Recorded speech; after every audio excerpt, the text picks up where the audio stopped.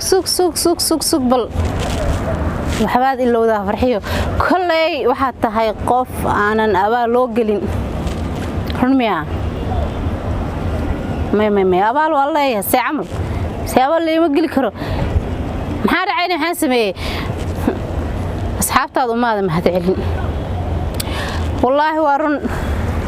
سوري وانكح مع أصحابتي ذينا ومهد علم وايو وإذن سلامة يا مركو قورس أصحابتي ذا بعد السلام وحاين اللي هاي وإذن شعل هاي دمانتين انت اسكدب أنيقا مالين مالمها كميدة أيان كوسو بيري يوتيوب مركان يوتيوب سوقلي كدب ما أنا نهيسن كو مركان يوتيوب سوقلي ما أنا كنت شنين قرب إن أنا نيجو يشو يعني يوتيوب مركان أنيقا عن سوقلي wax garaba ma aan haysan laakiin se waxaan isku haleynay in aan garab yeesho waayo waxa joogay dad aan familnahay walaalanahay aad iyo aadna isku dhownahay kuma dadkaas ma hay'ad kaleete oo umada Soomaaliyeed oo wiilal iyo gabdhaba leh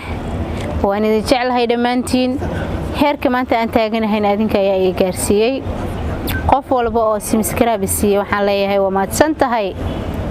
kala soo dahay mahad celintaada laakiin se igu qaado waan lii jiray marka waa qof iska xumaaday waa walaashiin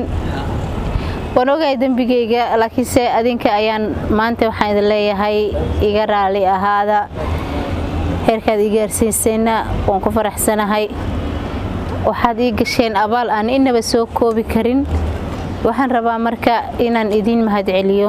ma awoodo inaan mid idinkugu mahad celiyo laakiin se waxaan awoodaa inaan inta kaamira soo qaato soo hor istaago dhaho waa mahadsan yihiin yaa waa dadkii subscribe-kii siiyay waa dadka mar walba i fiirsada waa dadka like iyo share iyo comment-ba mar walba igu saacida waayo lama helo walaal laakiin se anigu waxaan helay walaal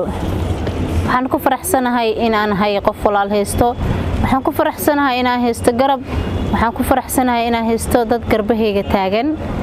ilaahay ayaa mahadaas iska leh ka sokow adinka ayaa iska leh waxaan idin leeyahay waad mahadsantihiin kama daali doono mahad celintiina waxaan idin leeyahay waqtigiinu ha ahaado mid aad qurux ku dhameysataan ilaahay caafimaad khayr qaban idin siiyo waxaan leeyahay dadka kaleeto hadda kadib isiin doonana subscribe-ka aanan wali isiin ayaguna way mahadsan yihiin waayo waa Soomaali waa walaalkay maanta hadaad isiin bari ayaa isiin doontaa waxaan rajeynayaa meel qurux badan in ay gaarsiin doontiin waxaan rajeynayaa in aan noqon doono dadka aad soo dhaweyseen meesha aad gaarsiiseen inaad anna i gaarsiin doontaan waayo waxaan ahay qof aad soo dhaweyseen maanta way soo dhaweyseen bariina heer i gaarsiisiin waxa waaye waxba in lama ahan waan ii awoodiin waan ogahay